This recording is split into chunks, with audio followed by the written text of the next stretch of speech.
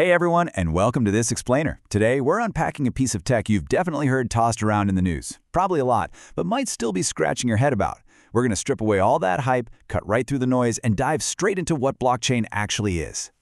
So, let's kick things off with part 1. Beyond the buzzword. What exactly is it?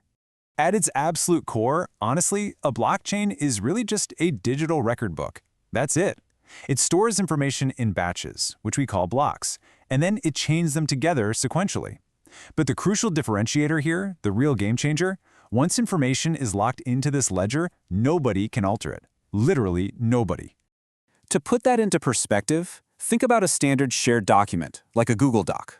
Usually, everyone with the link can jump in, edit, change, or even completely delete your hard work, right? Well, imagine a blockchain version of that doc. Everyone can see it perfectly, but absolutely no one can edit or delete past entries. Whatever was written yesterday, it's permanently frozen in time. Okay, moving right along to part 2, the anatomy of a blockchain. Let's break down the actual technology. We can basically deconstruct this entire architecture into 3 straightforward components: the block, the chain, and the concept of being decentralized. If you grasp these 3 pillars, you've pretty much got the whole system figured out. So what's actually inside a block? Well, whenever an action happens on the network, it gets packaged up. This package includes your actual transaction data, a super precise timestamp, and most importantly, something called a hash. You can think of this hash as a cryptographic fingerprint. It's completely 100% unique to the exact data inside that specific block. And that fingerprint is exactly how the chain gets its name. Every single new block is inextricably linked to the previous one using that unique hash. It securely locks one block to the exact block right before it, forging this unbroken continuous timeline. It's like a giant puzzle where the pieces only fit together one specific way. Finally, we have the 3rd pillar, decentralization. You see, the blockchain isn't stored in some single, vulnerable corporate server room. No way. Instead, identical copies of this entire ledger are continuously updated across thousands of computers worldwide. We call these computers nodes. Just to give you an idea of the scale, the Bitcoin network alone has tens of thousands of these nodes constantly checking in with each other, just to make sure they all agree and achieve absolute consensus. Let's move on to part 3, the unbreakable security shield. Why does any of this actually matter? You hear this all the time, but why is a blockchain nearly impossible to hack? Well, it basically comes down to an impossible domino effect.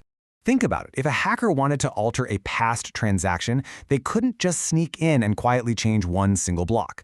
Because of those unique hashes we talked about, altering the data instantly changes the fingerprint, right?